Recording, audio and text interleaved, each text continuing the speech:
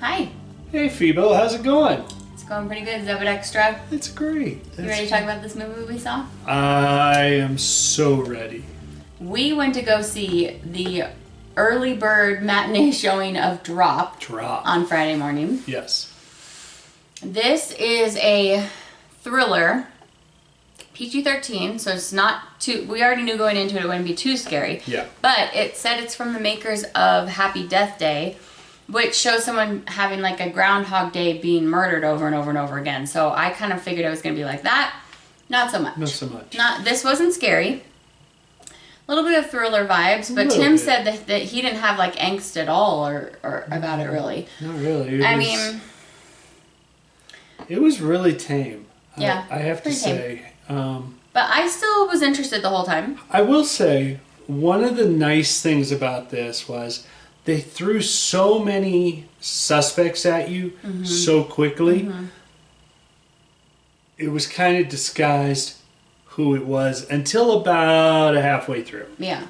Yeah, because I was just as suspicious of like 10 other people as well as that person. Yeah. So why don't you give us a little summary of what Drop is? So Drop is based on airdropping messages to somebody. This girl is on a date. It's a first date. She's a counselor for abused women, and she has a past that involved some abuse. She's a single mother.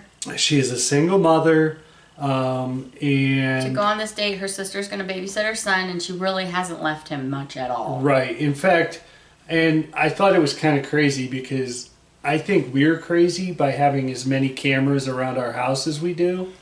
It really didn't make you feel that strange, huh? It didn't. It actually made me feel, just right in because she had probably 3 times as many cameras. Yeah.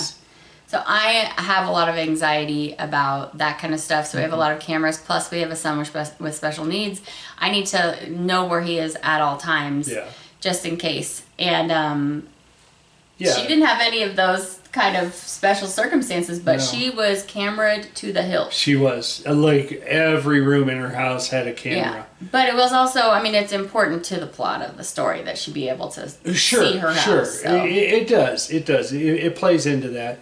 And anyhow, so she's on this date. She's on this date, and they send her all these different airdrop messages. She starts getting these messages that just pop up on your phone, and at first you're like, don't click on this because it's probably a virus. Yeah. But it's like a cheeky little picture, and then it says accept or decline, and she just keeps declining. Right.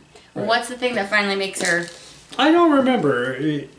But something makes her click accept. Because the picture has her name in it. Oh yeah. Yeah. Yeah.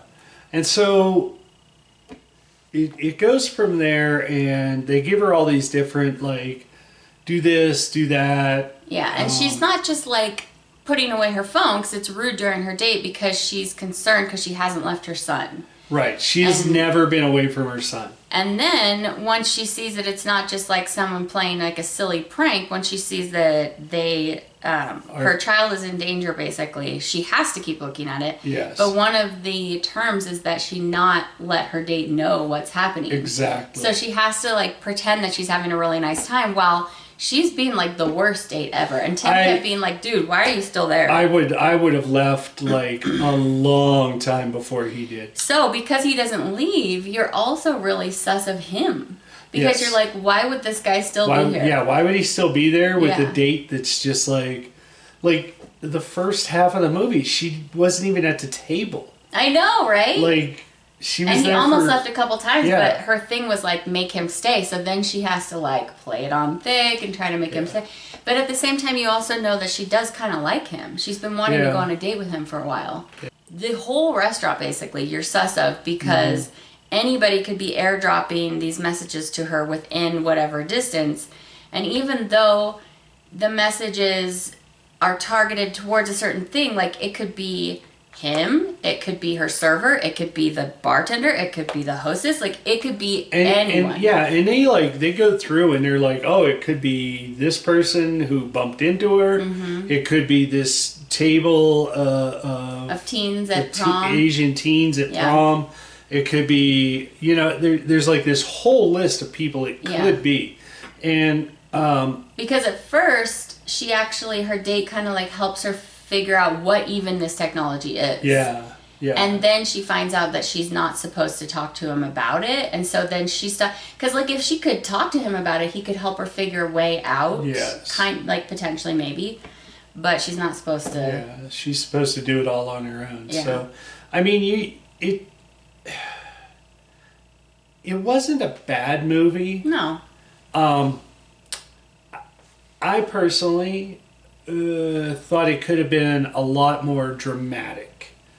I thought there could have been a lot more, because like it was just kind of like the whole way through. So it didn't have you on the edge of your seat as much. It did not. Last like 20 to 30 minutes, I finally did get on the edge of my seat once there was finally some action. Yes. But the lead up to it was just very like, I kept being like, we are still at this part? Like it felt like especially because the trailer showed a lot of action. It does, but the problem is I think the trailer shows all of the action. Yeah. That and I have a problem when they do trailers like that because it hypes you up for something that they're not going to deliver on. Yeah. And they didn't. In fact, the show is called Drop, and I didn't understand that we were talking about airdropping. I thought it was because of something in the trailer where they show her falling a big distance, and I was like, oh, this is going to be like a heights thriller movie. Yes. And you get that at the beginning because they're in this tower. Yeah. And